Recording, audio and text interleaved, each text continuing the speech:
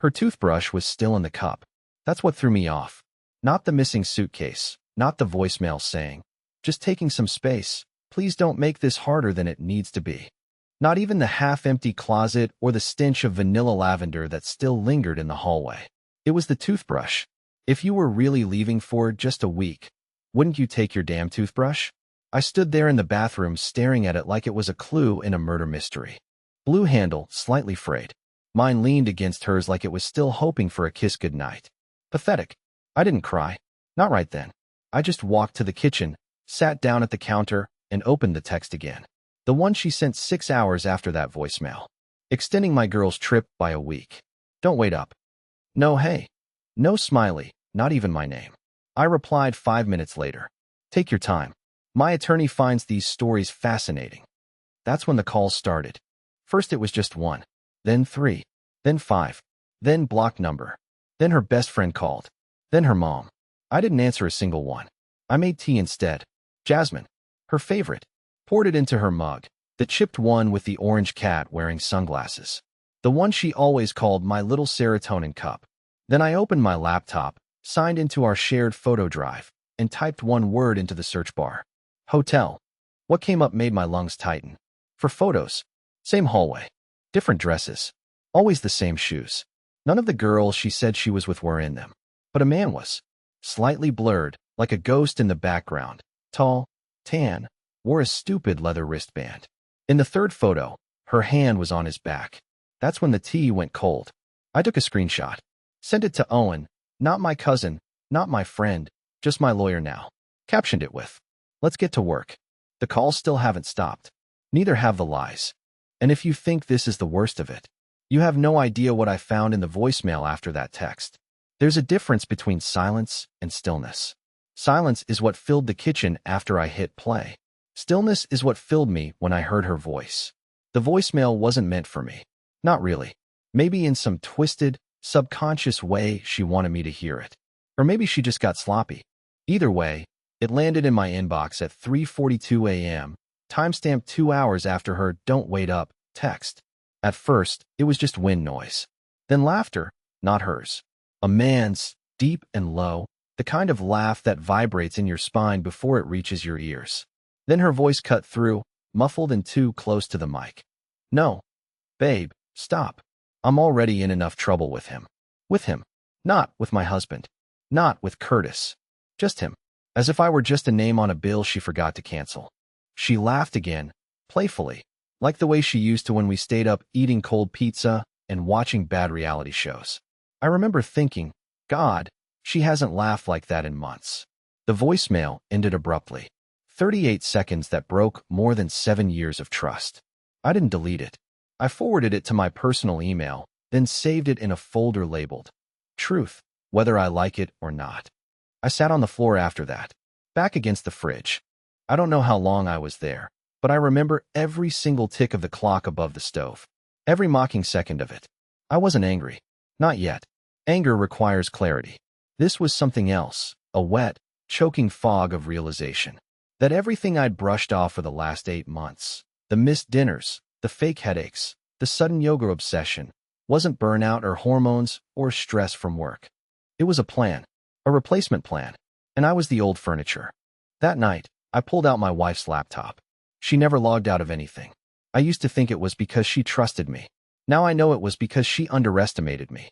I opened her Google Maps history. She hadn't been to Colorado in over a year, but she had visited a boutique hotel in Atlanta twice this month. The same one that appeared in the background of her Instagram story. The one with the girlies. Tropical drink sparkles, caption. Except now I noticed something. There were only 2 wine glasses on the table, and one of them had lipstick she's never worn. My ears rang. I don't remember crawling into bed that night. I don't even remember turning off the lights. But I remember what I dreamed. She came home early, put her bag down like nothing happened, kissed me like always, made eggs, laughed, and I smiled. Even in my dreams, I let her fool me. But that was the last night I'd ever dream of her the same way. Because tomorrow, I was going to become the man she never thought I'd be, the one who watches, records, waits, and then moves first. The next morning, I didn't go to work. I didn't even pretend. I called in sick, though the truth was worse than the flu. I spent half an hour just pacing the living room, running my fingers along the grooves of the coffee table Jenna insisted on buying from that overpriced antique shop downtown. I hated that table. The legs were uneven. It wobbled if you leaned on it too hard. But she swore it gave the room character. And I let her win, like I always did. Now it mocked me, this crooked, splintered piece of wood I never wanted but paid for anyway. Just like everything else in our marriage. I finally sat down with her laptop again, scrolling through emails she never thought I'd check. Hotel confirmations, Uber receipts, even dinner reservations under the name Whitlow Party of Two. She had the audacity to use my last name. I should have been furious, but what I felt instead was this dull, crushing humiliation. She was parading around with someone else like I didn't even exist, like I was the invisible man signing checks and keeping the lights on. That's when my phone buzzed with a text from an unknown number. You deserve better than this. Call me. No name, just a number with an Atlanta area code. My stomach flipped. At first, I thought it was some cruel prank, maybe even one of Jenna's friends trying to cover her tracks. But then another message came through a few minutes later. If you want proof, meet me today. Corner of 5th and Clay, for P.M. I should have ignored it. Every sane part of me screamed trap. But sanity was already gone. So at 3:30, I parked across from the coffee shop at 5th and Clay, hands sweating on the steering wheel, heart racing like I was about to commit a crime. At 4:05, a man slid into the passenger seat of my car like he had every right to be there. Tall, broad shoulders, maybe mid-30s. I didn't recognize him, but the way he looked at me, it was like he'd known me forever. You're Curtis, he said flatly, like it wasn't even a question. My throat went dry. Do I know you? No, he replied, staring straight ahead at the street. But I know your wife. The way he said it, calm, measured, like he was delivering a fact rather than a bomb, made my hands tremble on the steering wheel. He reached into his jacket, and for one terrifying second I thought he was going to pull out a weapon. Instead, he dropped a manila folder onto my lap. Inside were photos. Jenna in that same hotel lobby. Jenna at a rooftop bar. Jenna in the passenger seat of a car that definitely wasn't mine. But the worst photo was the last one. Jenna, asleep in bed. Hair sprawled across a pillow I didn't recognize. And beside her, not the tan man from the blurred photo before, but him, the stranger now sitting in my car. I need you to understand something, he said, his voice low and steady. She's not who you think she is. And if you don't act now, you're going to lose a lot more than a marriage. I wanted to ask him what that meant, why he was showing me this, why he was even talking to me instead of staying silent like most affairs do. But my mouth wouldn't move. My world had already tilted too far. He opened the door, stepped out, and before he disappeared into the crowd, he leaned down and said one last thing through the open window. She's lying to both of us. Figure out who she's really with, or you'll regret it. And just like that, he was gone, leaving me with a folder of evidence and more questions than I'd ever had in my life. That night, I stared at those photos until my eyes burned, wondering how many more men had already sat in the same seat I was sitting in now, convinced they were the only ones. I didn't sleep that night. Not a minute. I lay there with the folder spread across the bed like some grotesque scrapbook of my wife's second life. The stranger's words kept replaying in my head. She's lying to both of us. At first, I thought it was just drama, maybe his way of dragging me into his own guilt. But the more I stared at those photos, the more I realized something didn't add up. The timestamps on the images weren't all from the same week. One was dated 4 months ago, another from just last week. And if he had these photos for months, why give them to me now? Why not sooner? Unless he wasn't just a random man caught in her orbit. Unless he needed me to know because something bigger was going on. By dawn, I couldn't take it anymore. I brewed coffee I didn't drink, sat at the table with shaking hands, and opened Jenna's email again. I dug deeper this time, past the obvious hotel bookings and fake yoga retreats. And then I found it, a series of draft emails she never sent. Not to me, not to her friends. Drafts to a name I didn't recognize, M. Each one was just a line or two, unfinished, like she'd started to write and lost her nerve. He doesn't suspect a thing.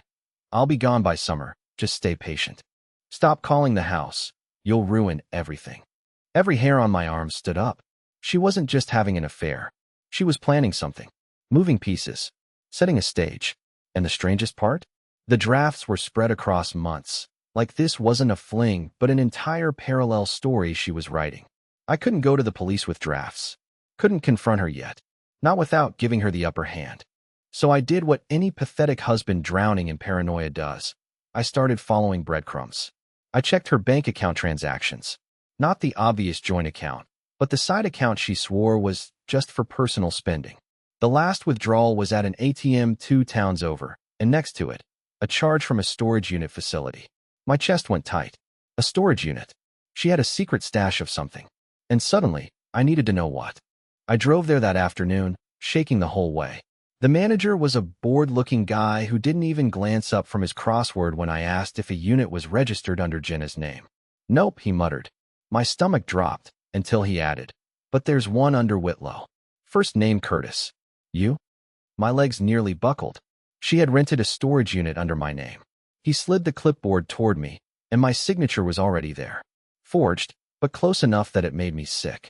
He handed me a key without question, and that's how, an hour later, I found myself standing in front of a metal door with the number 17 painted on it, wondering what version of my wife was waiting inside. When I rolled up the door, the light flickered above me. The air smelled like dust and old perfume. Boxes stacked neatly against the walls. A suitcase. And on top of everything else, taped to one box, was a yellow sticky note with 3 words written in Jenna's handwriting. Do not open. My hands were shaking so badly, I almost dropped the key. I don't know why I did it. Maybe some masochistic urge to finally rip off the last veil. But I opened the box anyway. What I found inside didn't just prove she was lying. It proved she was playing me in ways I hadn't even begun to understand. The first thing I noticed when I opened the box was the smell. Not moldy or rotting, but sterile, almost chemical, like antiseptic wipes or hospital rooms. Inside were neat rows of manila folders, labeled in Jenna's handwriting, and stacked with disturbing precision. My heart pounded in my ears as I pulled out the top one. It read, July, observation notes. Observation of what? Of who? I flipped it open and froze. Inside were photos. Dozens of them. Of me. Photos of me at work, leaving the hardware store. Me paying for coffee at the gas station. Me standing on the front porch talking to our neighbor, Deborah, holding a bag of potting soil. None of them were from social media. These were taken from across the street, behind trees, through car windows. The timestamps told me everything I needed to know. These were taken on days Jenna told me she was out of town. At first, I couldn't make sense of it. Why would she spy on me? I wasn't the one sneaking around, wasn't the one disappearing for days. But then I opened the next folder and the next. It wasn't just surveillance. It was documentation. Notes. She had written little comments beside the photos. He left at 9:17 a.m. Alone. Spoke with neighbor about tools. Casual. No sign of suspicion. Stopped for milk. No text sent. It was like I was the subject of some sick experiment. My throat tightened, a full-body panic creeping in. I dug deeper and found a USB drive taped to the underside of the lid. I shoved it in my laptop right there on the concrete floor, using my hotspot for internet, and found hours of audio logs, voice memos she recorded. I clicked play on one dated 6 weeks ago. Her voice came through, cold and clinical. Subject continues routine behavior. No deviation from pattern. Still unaware of my movements. No sign of aggression or confrontation. Recommend continued concealment for another 30 days. Subject. She called me subject. I felt like vomiting. What was this? A psychological profile? A manipulation diary? Was this for some kind of court case I didn't know about? Insurance fraud? A custody dispute we weren't even having? Then I opened a zipped folder titled Control. Passwords. My passwords. Email, bank, even a login for my retirement account. Notes on every security question I'd ever answered in her presence. My first pet, the street I grew up on, my mother's maiden name. She'd written them all down, prepared for something. And then I saw a document labeled Plan B Agreement. It was a scanned contract, with a lawyer's letterhead, and her signature. I scrolled. It wasn't a divorce filing. It was a covert separation agreement, a financial split designed to be triggered without my knowledge, with certain assets automatically transferred to her via power of attorney, one she claimed I had verbally consented to during illness. What illness? I felt the room tilt. My knees buckled, and I sat back against the metal wall of the storage unit. This wasn't just cheating. This wasn't even just betrayal. This was war. And I was the idiot who brought a butter knife to it. For 7 years, I thought I was building a life with someone. Now I wasn't sure if I'd been building a cover story for her escape plan. I don't know how long I sat there, reading and rereading every line, trying to force my brain to catch up with what my eyes were seeing. I took pictures of everything, uploaded them to a secure drive, sent a zip file to Owen, my lawyer cousin, and titled it, "In case anything happens to me." Then I locked the unit, got back in my car, and screamed so hard into the steering wheel that my voice cracked. This wasn't about saving my marriage anymore. It was about surviving whatever Jenna had planned next. For the first time in my life, I stopped trusting my own memory. I'd always thought betrayal came in the form of lipstick on collars or unfamiliar cologne in the car. Turns out, it's much quieter than that. A silence that settles into your bones and changes the way you hear your own name. I couldn't sleep in the house anymore, not really. I didn't feel safe under the roof I paid for, built memories in, proposed in. Every creak felt like a whisper. Every shadow on the wall felt like a warning I was too blind to see before. I decided to stop reacting and start watching. I bought 2 cameras. One for the living room, tucked neatly inside the vent cover. The other for our bedroom, disguised inside a faux smoke detector. I had them streamed directly to my laptop, which I set to record everything automatically. I told myself I wasn't being paranoid. I was finally playing her game by her rules. I didn't have to wait long. 2 days later, I saw her come back. No announcement, no knock, no apology text. She let herself in with her key, the one I hadn't changed yet, foolishly hoping maybe I wouldn't have to. She looked different, confident, collected. She walked around like nothing was wrong, as if the week she disappeared didn't exist. She didn't even flinch when she passed the table where her printed mental health note had sat like a landmine. She didn't know I wasn't home. I was watching from a coffee shop 3 miles away, headphones in, eyes glued to the grainy feed. And what I saw next made my jaw lock. She took out her phone, walked to the bedroom, and began taking photos of my nightstand. Not opening drawers. Not looking for clothes. She snapped 2 photos of the lamp, one of the drawer handle, and one of the rug beneath the bed. Why? She left after 12 minutes. Never even opened the fridge. I was shaking. I felt like I'd witnessed something criminal, but had no idea what the crime was. I checked my nightstand that night. Nothing seemed missing. But something felt off. So I did what any man with more questions than answers would do. I checked under the rug. At first, there was nothing. But as I lifted the corner and moved it away from the nightstand, I noticed something new. The tiniest tear in the floorboard seal. I pried at it with a screwdriver, heart pounding like it was trying to escape my ribs, until the wood gave way with a dry snap. Inside, wrapped in a Ziploc bag, was a flash drive. No label. No markings. Just a 16 gigabytes drive sitting in a crawl space that didn't exist until now. I plugged it into a burner laptop I picked up the same day I bought the cameras. The folders were simple. One said backups. Another said leverage. The third said, if he finds this. I opened the last one first. There was a single video. Jenna, sitting on the couch, staring straight into the camera like she was making a confession. Her tone was flat, emotionless. If you're watching this, Curtis, then I guess I underestimated you. Or maybe you finally grew a spine. Either way, here's what you need to know. You weren't supposed to be part of this. You were just supposed to make everything easier. Predictable. Contained. Safe. She exhaled. But I can't have loose ends. And you've always been the kind of man who trips over his own curiosity. The video ended. No threats. No names. No explanation. But it chilled me more than anything I'd read, seen, or heard so far. What did she mean by part of this? Who else was involved? What exactly was I a loose end to? I copied the entire drive. Sent it to Owen again, this time with no context, just the subject line. We're not dealing with a simple affair. I changed the locks that night. All of them. Then I sat on the couch, in the dark, waiting to see if she would try to come back. And what she would do when she realized her keys no longer worked. Because I finally understood, this wasn't about infidelity anymore. It was about control. And I was done letting her write the rules. By the time the knock came, I'd been sitting in the dark for almost 4 hours. No TV, no music, not even the hum of the fridge. I'd unplugged it earlier just to make sure I could hear every sound in the house. You start to notice things when you force yourself into stillness. The tick of the ceiling fan, the way your own breath stutters when you're scared, and the whisper of your thoughts repeating one question over and over. What if I've gone too far? But then the knock came. 3 short raps. Not urgent, not gentle, just confident. I stayed in my seat, surrounded by shadows, watching the front door through the reflection on the blacked-out TV screen. I'd angled it that way on purpose. A mirror for the cautious. I saw her silhouette through the frosted glass. Jenna, hair up, purse on one shoulder. Her posture perfectly composed. No panic, no slouched shoulders. Not the posture of someone who expected confrontation. She knocked again, then pulled out her phone. A moment later, it vibrated on the table beside me. Jenna, are you home? The door won't open. I didn't respond.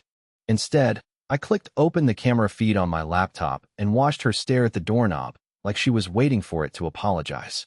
She tried the key again, then stepped back and looked up at the house, almost admiring it. Her expression wasn't frustration. It was curiosity, like she was assessing a puzzle piece that no longer fit. Finally, I stood up, quietly, walked to the front door, and paused with my hand on the knob. Not to open it, just to let her hear I was there. One soft creak of the floorboard, just loud enough. Outside, she didn't flinch. Instead, she said loudly through the door, I know you found the unit. I didn't speak. My throat was dry. Her voice dropped. Curtis, I'm not here to fight. I just want to talk. You need context. Everything you found, it's not what you think. That's when I laughed. Out loud. The kind of laugh you don't plan, the kind your body releases when it runs out of dignity. Because if there's one sentence that guarantees the person saying it is lying, it's not what you think. I finally spoke. Quiet, through the door. Then tell me who M is. Silence. Not even a breath. I saw the emails, I continued. The notes. The photos. The backups. The signatures. Another pause. Then, let me in, and I'll explain. No, I said. You'll explain from there. Start with the contract. And don't lie. I already verified the lawyer exists. What happened next was unexpected. She laughed. Not a mocking laugh. Not even defensive. A soft, exhausted laugh, like I'd just beaten her to the punchline. You were never supposed to see that, she said. None of it. You were supposed to stay comfortable. Predictable. Like a lab rat. I snapped. No, she said calmly. Like a shield. That word froze me. What? You were my cover. Curtis, she said, and suddenly her voice wasn't angry or panicked. It was eerily tender. You were the reason no one ever looked twice at me. The quiet husband, the loyal provider, the man no one suspects of anything. And I needed that. For a while. The next minute stretched like wire between us. And now? I asked. Now, she said, you know too much. There it was. The shift. I took a slow step back from the door and glanced at the laptop again. Every word was being recorded. The audio feed uploaded in real time to Owen's encrypted drive. I don't want to fight you, Curtis, she added. I don't want to destroy you. I stared at the door, my voice steady for the first time in weeks. That's funny. Because you already did. More silence. Then footsteps, deliberate, unhurried, fading into the night. I didn't follow. I didn't need to. Because that night, I didn't sleep. I documented. Labeled files. Dated every screenshot. Called Owen at 1:13 a.m. and told him to start building whatever case he could from what I'd sent. But even as I worked, even as I felt the tiniest sliver of power returning to my hands, one question gnawed at the back of my skull. If I was the shield, what was she hiding behind me from? And who was going to come looking now that I'd stepped out of the way? The morning after Jenna walked away from my locked front door, I drove to Owen's office and slid the flash drive across his desk like it was evidence in a trial. He didn't say anything at first, just inserted it, opened the folders, and started reading. After 10 minutes, he leaned back in his chair, whistled low under his breath, and muttered, She's not just cheating, man. She was building a fortress. I nodded. That wasn't news to me anymore. But I wasn't there for validation. I was there to finish this. We filed for divorce that same afternoon. We didn't go nuclear. No public blow-ups. No social media call-outs. Just a precise, calculated extraction of my life from hers. Owen said, You're playing this exactly right. Let her be the one who panics. You just keep documenting. And panic she did. It started small, an email with a subject line that just said, Please. Then a voicemail where she sounded like a stranger trying to convince me we'd shared something sacred.